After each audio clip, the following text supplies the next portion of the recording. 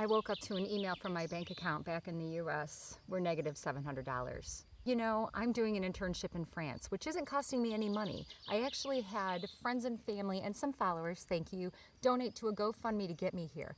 Weird enough, the GoFundMe bank account got screwed up and it went to somebody I had GoFundMe fundraised for previously a few years ago, and I had to like hunt that person down and inconvenience them with like, hey, you have my money, I'm so sorry, which was embarrassing as hell.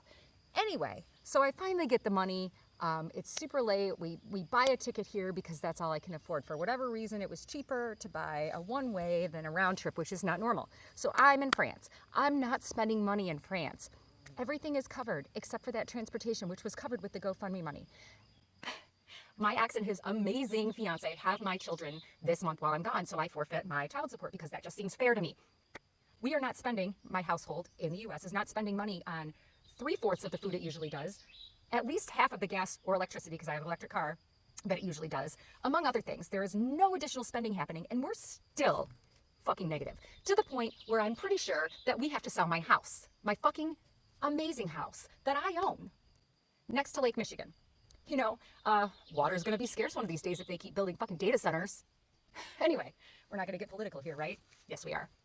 Long story short, yes, I'm lucky as hell to be in France, but I'm also here seeing the world's perspective, as I've met people from all over the fucking world of the United States. They see us as crazy. How did we elect this man? Why do we support this man? Are we insane? We're turning into North Korea. Just so y'all know, okay?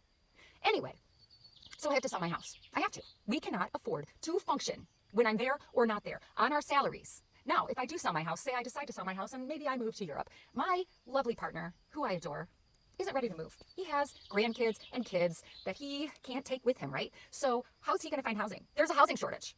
You can't just go get a house. Why? Because people own multiple houses. People with money who are doing fucking great because they have money they can invest in the stock market in the first place. Okay? I know, I'm all over, but just stick with me here. Those people are making money on their multiple houses, right? All over the world, this is happening. You saw people get squirted with, water guns in Barcelona not too long ago because of the housing shortage, because of the people that own second homes and are Airbnb and blah, blah, blah, blah, blah. And yes, I've been a tourist, so I understand both sides of the story. But there is no housing for people that don't have a ton of money. So if I sell my house, John and I have to figure out where we're going to live, okay? There's no housing for us. I have equity in my house. I'll have money.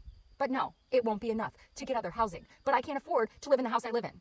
Why? Because my car insurance went up. Because why? Because at Christmas time, we had to take loans out to get the kids anything because, it's Christmas and everybody gets fucking spoiled. Of course, we didn't spoil them. We just got necessities and a couple little goodies. We didn't do that much. But we are behind because we're trying to live the American lifestyle. Do you understand? Fuck the system. I don't even know how I'm going to get home. And I'm sure as hell not going to beg the people that got me here to help me get home. Because I have a little bit of fucking pride as I share my personal information to the world. If you're fed up too, just let me know. Let me know I'm not alone because I'm sick and I'm scared and I'm fucking angry.